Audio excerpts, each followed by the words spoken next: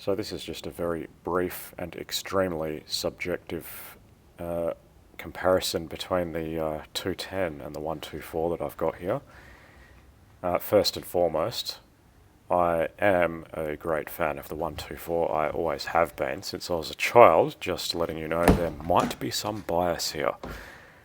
As far as the interior goes, it is that classic 124 style. It is kind of dated compared to the 210.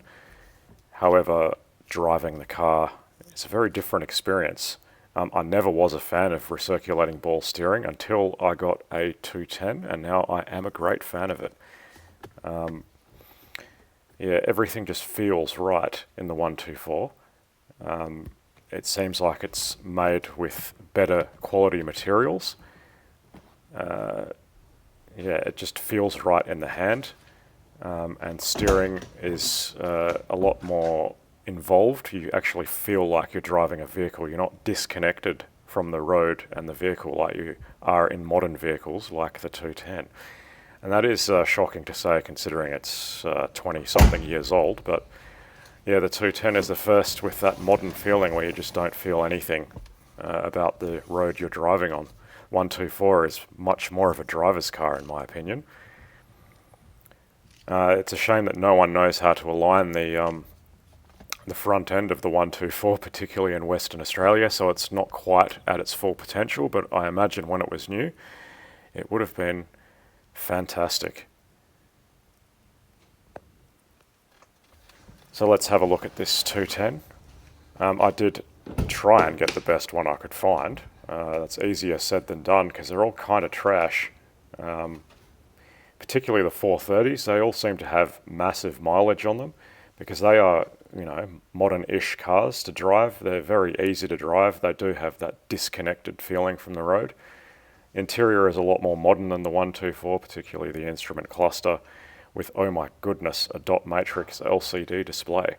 And this is fitted with DAS, so there is no blade key. It has the electronic steering lock. I haven't refit the cover under the dash because I was messing around under there, so it's a bit unfinished at the moment. It is extremely comfortable and whatnot. Seats are up to 124 standards. They are built pretty well. You do have this two-stage unlocking, I should say, so you only unlock the driver's door when you first unlock the car and then a second click required for the rest of the car. Seats, as I said, definitely up to 124 standards. They are ridiculously well made. Unfortunately, the interior plastics of the car, I cannot say the same. They are of a very lightweight construction, and back in the day they were very soft, Gumby-like material, which with 20 plus years of heat and UV exposure has left them extremely brittle.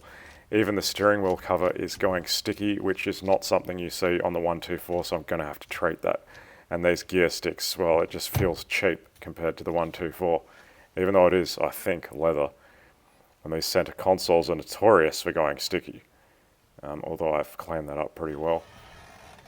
Yes, and this is an example of these plastics. You absolutely don't want to touch those speaker grills. I found that out the hard way. The left side absolutely exploded. Another benefit to the 210 is you do get the glass sunroof, so you can get some light in from the top without having to open the sunroof. I may still get this car licensed so I can give it a proper road test and compare it. Mechanically, my M104, I absolutely love it. I love the sound of it. I love the way it drives. I can't fault that at all. My only complaint is, of course, the 722.3 4-speed automatic transmission. They are reliable, but they're boring as hell. I'm sorry, but the M104 would be best with a manual transmission. That would be fun to the extreme. The 722.3 really is the letdown on that vehicle.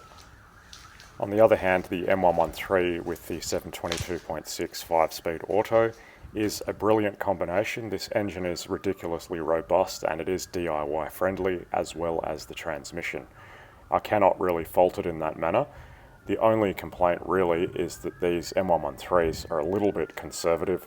You don't actually hear that it's a V8 unless you're absolutely hammering it. the BMW E39 540i is much more fun to drive in comparison. That absolutely brings out the Hoon in you. Unfortunately though, that BMW V8 will be dead twice over before the M113 even shows signs of getting tired.